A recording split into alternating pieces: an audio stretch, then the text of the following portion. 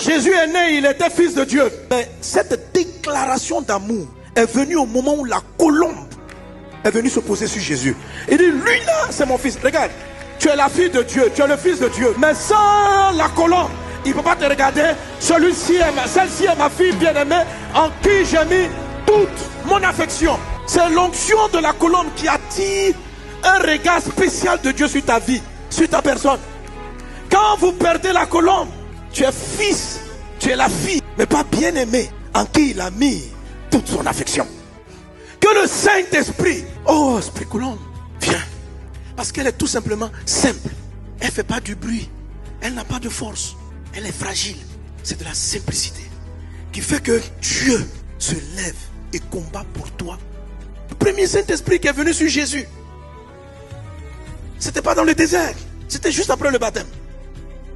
Le ciel s'est ouvert et Dieu a envoyé l'Esprit. Et quand quelqu'un naît de nouveau, je lui donne la colombe. C'est que les gens perdent leur simplicité. Et quand ils perdent la simplicité, quand il devient compliqué, la colombe s'en va. Mais tu es chrétien, tu es fils de Dieu. Tu peux recevoir la puissance. Mais c'est une autre flamme. C'est la flamme de la force. Mais tu as raté la principale, la base, la colombe. Que Dieu restaure, que Dieu ramène notre colombe. Dans le nom de Jésus.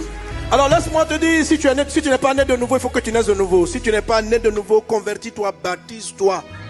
Et Dieu va t'envoyer son esprit sous une forme de colombe qui doit produire en toi un certain résultat.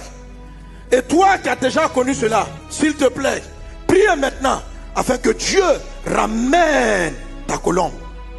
Que la colombe soit restaurée dans nos vies dans le nom de Jésus. Que l'esprit sous la forme de colombe vienne dans la maison de Dieu dans le nom de Jésus.